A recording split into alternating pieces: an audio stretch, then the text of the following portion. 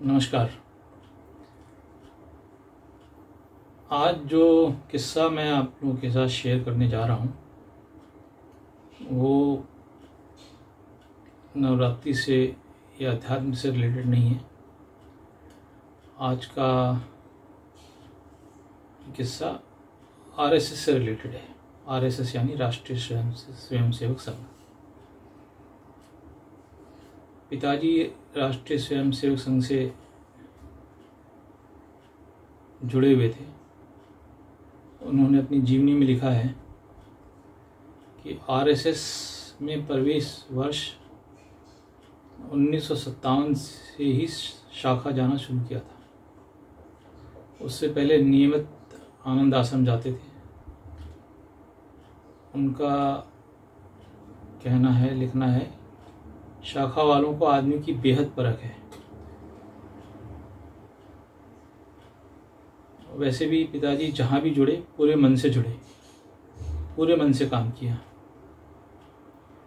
शाखा समय पर जाना पहला नियम है। इसी नियम का जीवन भर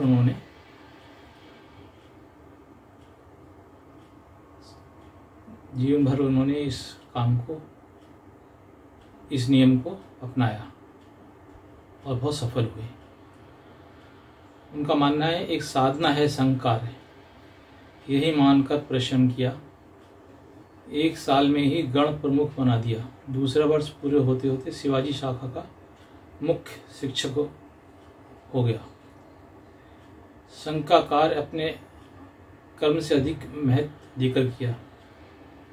शीघ्र ही आरएसएस के पदाधिकारियों की नज़र में आ गया, ऐसा पिताजी लिखते हैं। संघ की जिम्मेवारी बढ़ती गई। मंडल प्रमुख से खंड प्रमुख, आगे चलकर शिवाजी नगर के कार्यवाह बनाए गए, जिनमें 9 शाखाओं की जिम्मेवारी थी। परिश्रम का ही फल था कि सरसंघ चालक परम पूजनीय, उस समय परम पूजनीय माधवराव सदाशिव राव गोलवलकर जी,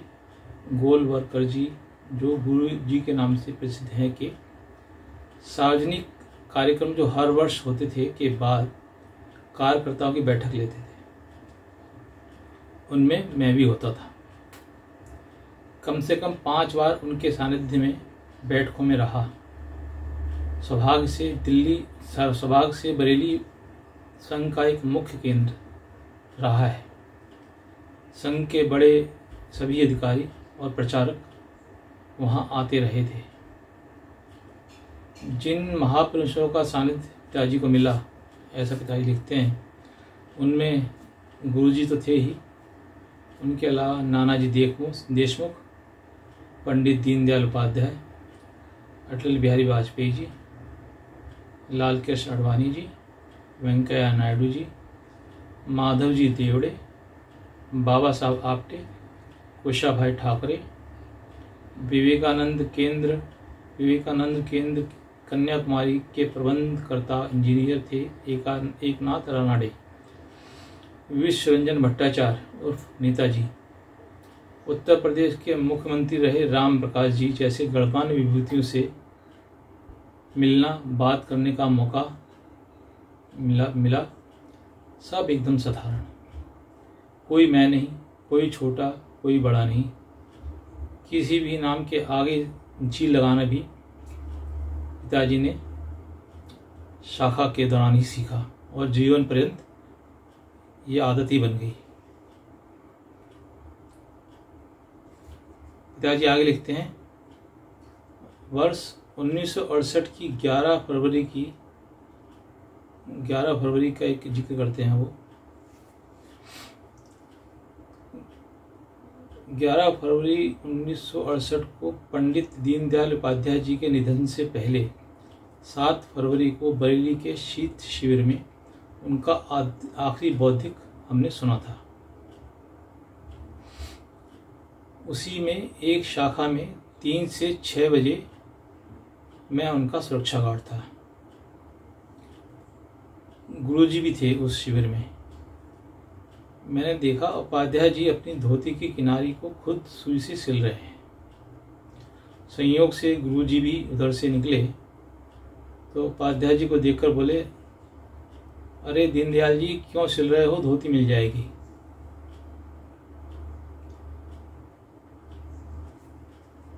उपाध्याय जी तो एकदम साधारण, बहुत ही सरल व्यक्ति थे। बोले, गुरुजी अभी ये ठीक है, नई की जरूरत नहीं है।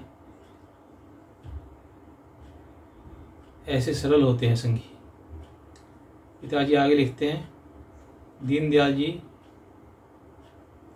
एक सिर्फ झोला रखते थे या छोटा सा ब्रीफकेस, उसमें एक धोती और एक कुर्ता और होता था और एक वो पहने होते थे, बस। वो कहते थे ये है मेरी जमा पूंजी। लेकिन उनकी जमा पूंजी तो थी उनकी संगठन की शक्ति, उनके बौद्धिक, जो भी सुन लेता वो एकदम अलग ही विचार हो जाते थे। पिताजी लिखते हैं, जब 11 तारीख को उनकी मृत्यु का समाचार मिला तो बहुत ही अफसोस हुआ और मैं छुप छुप कर रोया भी, क्योंकि ताज़ा ही ताज़ा बात थी। 7 फरवरी को तो मिले थे, उनके साथी थे, उनका सुरक्षा गार्ड था। बहुत अफसोस हुआ। इतना बिरला आदमी, इतना दिमागदार आदमी, इतना सरल आदमी, और ऐसे अचानक से चला गया। पिताजी लिखते हैं, आगे चलकर जितने भी सरसंघ चालक हुए सबके सानिध्य में बैठकों में शामिल होने का अवसर मिला, जिसमें बाला साहब देवरस जी, प्रोफेसर राजेंद्र सिंह रज्जू भैया जी और सुदर्शन जी। तो पिताजी के लिखे ये किस्से मैं आप लोगों को आरएसएस से संबंधित जो हैं वो सुनाता रहूँगा। उन्होंने बहुत कुछ लिखा है आरएसएस के बारे में, और वो बताते भी थे बड़े गर्व के साथ। तो जो आरएसएस को पसंद करते हैं, संघ में गए हैं, संघ से जुड़े हैं, उनके लिए और आज की जनरेशन के लिए ये संघ के किस्से बहुत प्रेरणादायी रहेंगे, ऐसा मेरा मानना है। मुझे बड़ा गर्व है अपने पिताजी पर कि वो इतनी महान विभूतियों से ना सिर्फ मिले बल्कि उनके साथ बातचीत की, उनका सानिध्य मिला। तो मैं मानता हूँ कि वो बहुत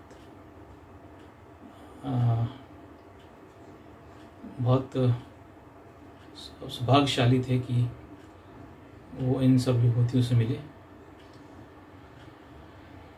मेरा भी कुछ संघ के और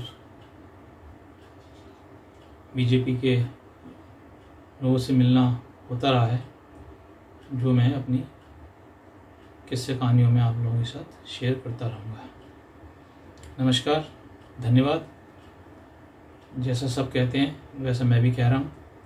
आप चैनल लाइक कीजिए, सब्सक्राइब कीजिए। बहुत बहुत शुक्रिया।